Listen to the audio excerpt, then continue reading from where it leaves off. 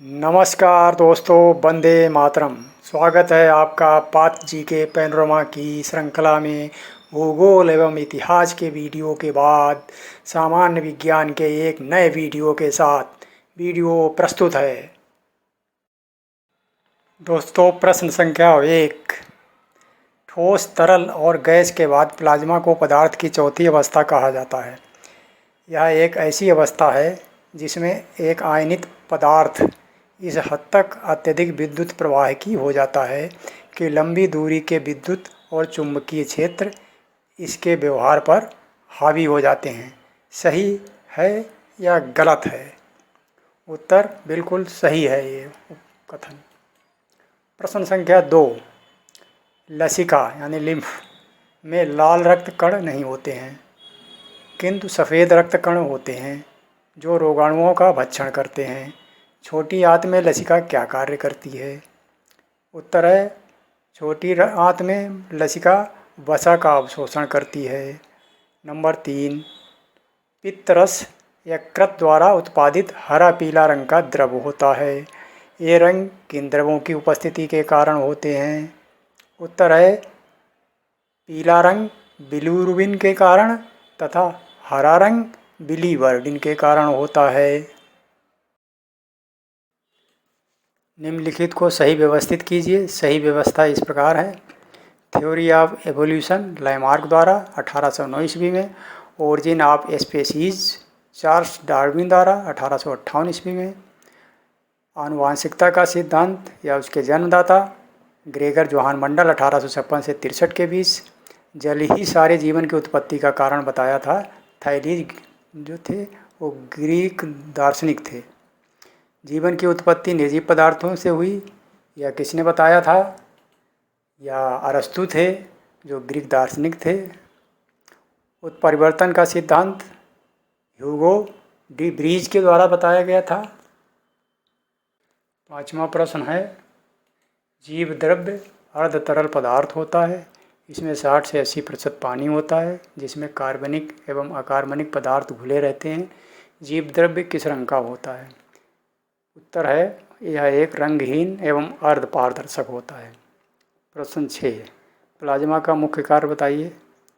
उत्तर है, शरीर के रोगों की रक्षा करना। यह शरीर के ताप को नियंत्रित करता है तथा खाद्य पदार्थों को शरीर में एक स्थान से दूसरे स्थान तक ले जाने का कार्य भी करता है।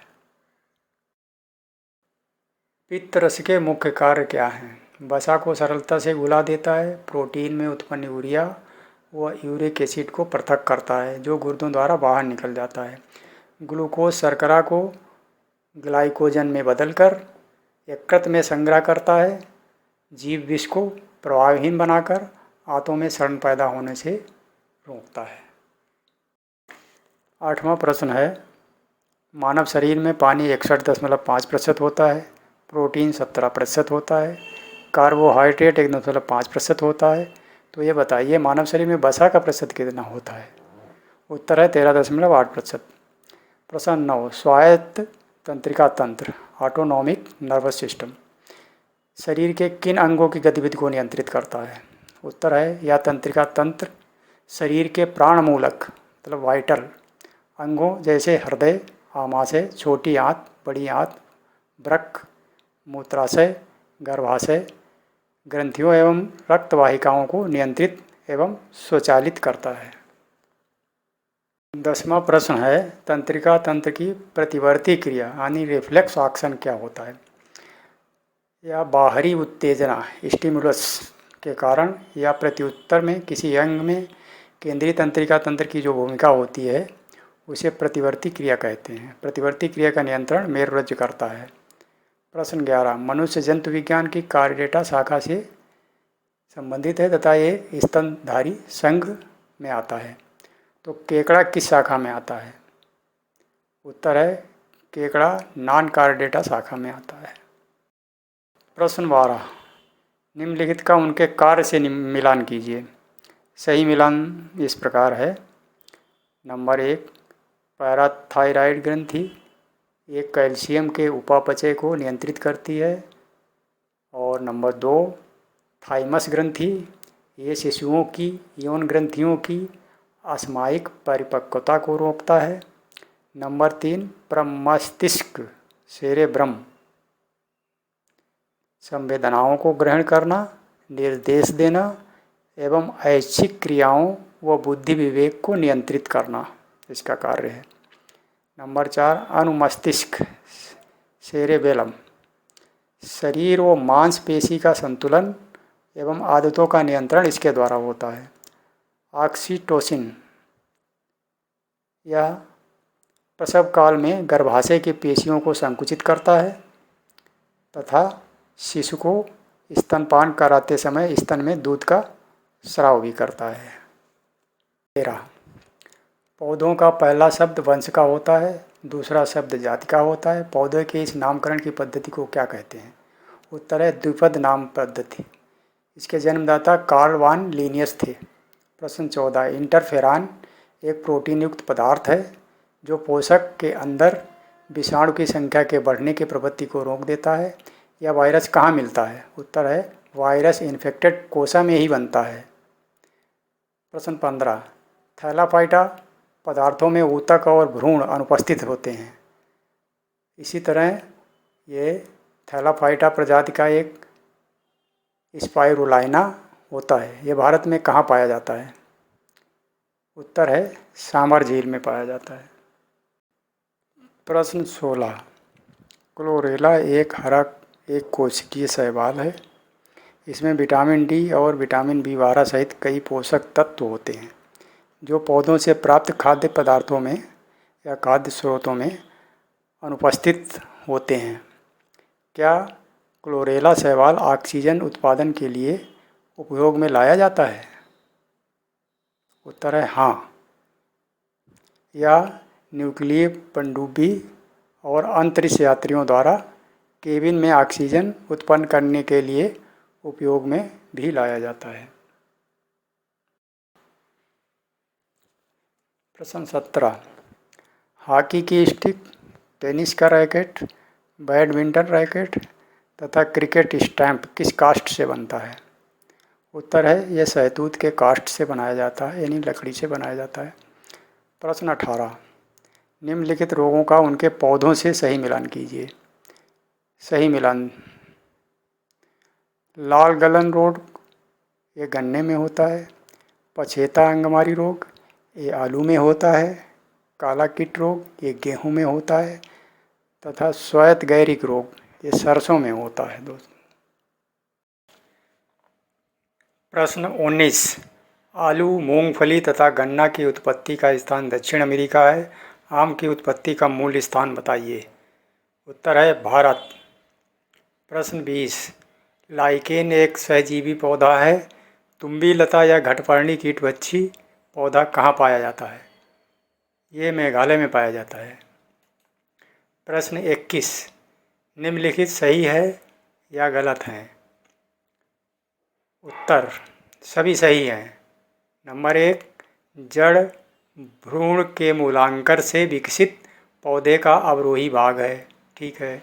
जड़ गुरुत्व शक्ति की ओर जाती है, यानी जड़ है नीचे की ओर जाती है, गुरुत्व शक्ति की ओर जाती है तथा प्रकाश के विपरीत दिशा में जल की खोज करती है। नंबर 3, जड़ के सिरे पर टोपी या मूल गोप होती है जो मिट्टी की रगड़ से रक्षा करती है। नंबर 4, जड़ के शीर्ष पर कोशिका रूम यानी मूल रूम होते हैं जो भूमि से जल और खनिजों का अवशोषण करते हैं। प्रश्न 22, पौधों में जाइलम जल तथा खनिज लवण का संवहन करता है। फ्लोएम का कार्य बताइए। उत्तर है फ्लोएम के द्वारा पत्तियों में बने खाद्य पदार्थों का संवहन पौधों के प्रदेशों तक जाता है।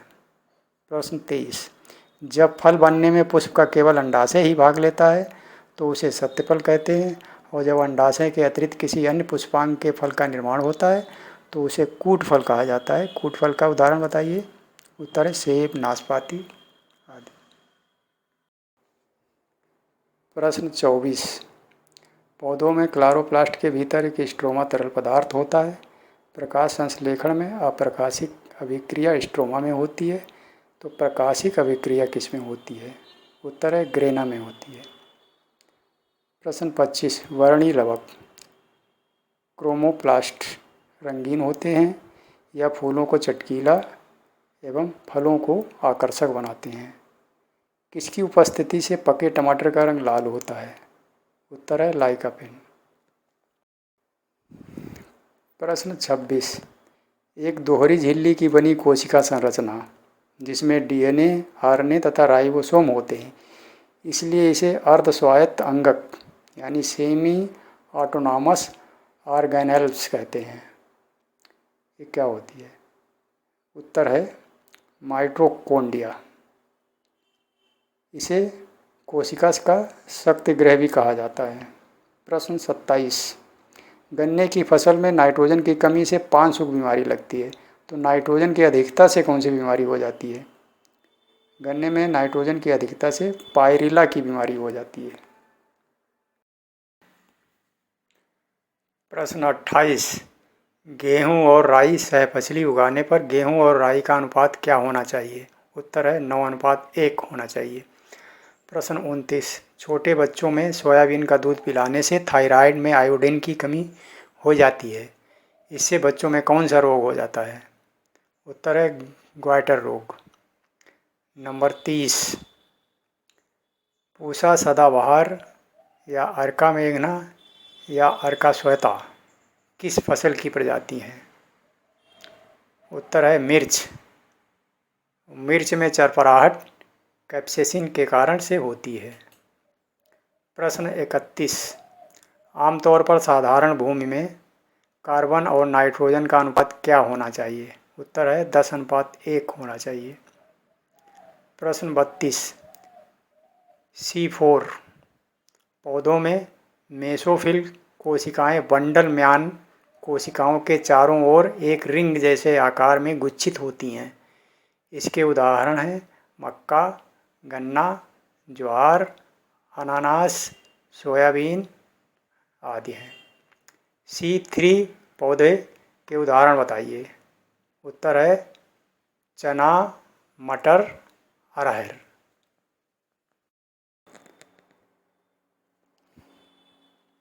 प्रश्न 33, मानव कोशिका के किस अंग को आत्महत्या की थैली कहा जाता है? उत्तर है लाइसोसोम। प्रश्न 34, जर्मन सिल्वर के अवयव धातुओं के नाम बताइए।